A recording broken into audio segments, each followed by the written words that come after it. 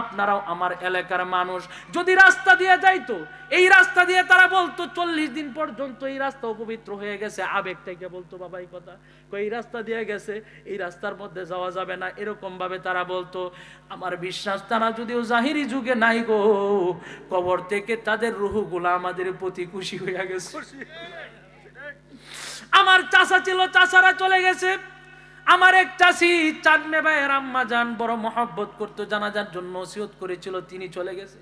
কিছুদিন আগে আমার রমজান কাকা ফোন দিয়ে আমার কাছে কান্না করতেছে, বাবা রে, ও বাবা, তোমারে আমি ওসিয়ত করে যাই বাবা রে, আল্লাহ যদি তোমারে হায়াতে রাখে, যেখানে তুমি থাকো আয়সা আমার জানাজাটা পড়াইবা। হাও মাও করে কান্না করে দিছে।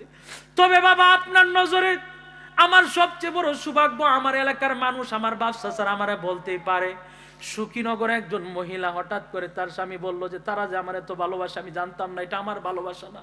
আমি মনে মনে চিন্তা করে দেখলাম এটা কি আমার কোনো খামাই? আমি দেখি রে ভাই, এটা তো আমার কোনো খামাই না, এটা আমার বাজারের কাম।